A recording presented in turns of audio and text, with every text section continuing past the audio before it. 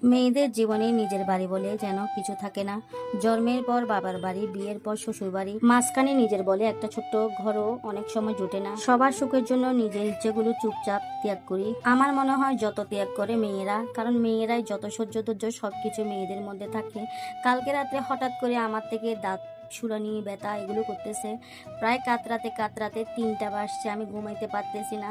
কিন্তু মা থাকলে হয়তো ছটফট করে বলতো, মা কি হয়েছে তোমার, গরম পানি ওইটা সেটা অনেক কিছু এনে দিত। এই যে ফ্যামিলি ভর্তি ঘরের মানুষ আছে, কিন্তু আমাকে দেখার মতো কেউ নাই। যার যার মতো যে যে ঘুমাচ্ছে, আমার ছেলে মেয়েও ঘুম, আমার হাজবেন্ডও ঘুম, কিন্তু আমি এদিকে কাতরাচ্ছি।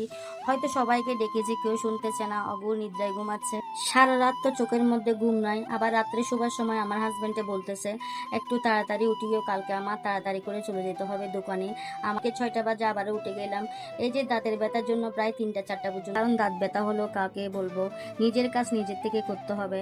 যা হোক না কেন, আজকে দুপুরের মধ্যে রান্না করব। এদিকে হচ্ছে ফল দিয়ে, ইচে শুটকি দিয়ে, পটল দিয়ে, আলু দিয়ে রান্না করব, আর হচ্ছে ডিম ফ্রাই করব, আরও একটা তরকারি রান্না করব, কারণ শুটকি জিনিস আমার ছেলে মেয়ে খায় না। এই যে অসুস্থতার কথা বললাম, যে মানুষ অসুস্থ থাকলে বোঝা যায় কে আপন কে পর। হয়তো এটা শুনতে খারাপ লাগলো, যেটা বাস্তব সেটা সব সময় আমি স্বীকার করি।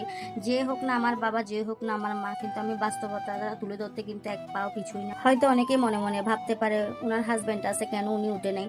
আসলে তো উনি সারাদিন পরিশ্রম করার পর যখন রাত্রে ঘুমাই যায়, তখন বলতে পারে না কখন দিন যাচ্ছে কখন রাত যাচ্ছে। হয়তো আমাদের জন্য এত কষ্ট করতেছে, এর মধ্যে যদি আমি ডাকাডাকি করি তাহলে আমার নিজের থেকে একটু খারাপ লাগে।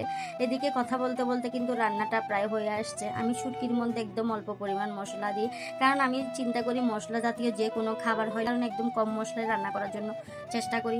এদিকে একটা ডিমও ফ্রাই করে নিচ্ছি, যেহেতু আমার হাজবেন্ড ভাত নিয়ে যাবে সকাল টাইমে, ওকে তাড়াতাড়ি করে দিয়ে দিচ্ছি, কারণ ওনার যদি খাবারগুলো রেডি থাকে আমার পরবর্তী আর কোনো কষ্ট হয়। আবার মহা সমস্যা, ছেলে মেয়ের জন্য কিন্তু আনলে কোনো কিছু রান্না করতে হবে। ওরা তো এগুলো দিয়ে ভাত খাবে না খাবে না, আরো চিল্লা পাল্লা করবে। যা হোক না কেন, এদিকে রান্না বান্নার পরে আমার হাজবেন্ডের জন্য আমি বাটি করে নিচ্ছি, যেহেতু ও দোকানে ভাত নিয়ে যাবে তার জন্য। সকাল হলে কিন্তু আমার একটু উড়ুস্তুল কাণ্ড চলে যায়, মনে হয় বিয়ে বাড়ির কাজ করতেছি। হাত পা দুটাই মিলে অনেক কাজ করি। তো যা হোক না কেন, এদিকে আবার ডিমগুলো নিয়ে নিচ্ছি। আসলে তো সকাল টাইমে রান্না বান্না করতে হলে কত কষ্ট করতে হয়, সেটা যারা রান্না বান্না করে সকালে উঠে তারাই বুঝতে পারবে, যারা রান্না করে না তারা বলবে যে এটা মিথ্যা কথা। আপনারা একবার রান্না করে দেখবেন, কষ্টটা কি আপনারাই বুঝবেন। একে একে সবকিছু রেডি করে দিয়েছি। 4টা বাটির মধ্যে 2টা বাটিতে ভাত দিয়েছি, আর 2টা বাটিতে তরকারি দিয়েছি। এদিকে অফ ক্যামেরার মধ্যে আমি মুগ ডাল দিয়ে ডিমগুলো জুড়ো জুড়ো করে রান্না করতেছি, কারণ এটা দিয়ে হলে আমার ছেলে মেয়ে একটু ভাত খাবে। আসলে তো কষ্টের কথাগুলো আপনাদের সাথে শেয়ার করি, কারণ আমি মনে করি আপনারা আমার পরিবার। যা হোক না কেন, এদিকে রান্নাবান্নাটা হয়ে আসছে। আমাদের পরিবারের এরকম ব্লগগুলো দেখতে চাইলে অবশ্যই পেজটা ফলো দিয়ে পাশে থাকতে হবে।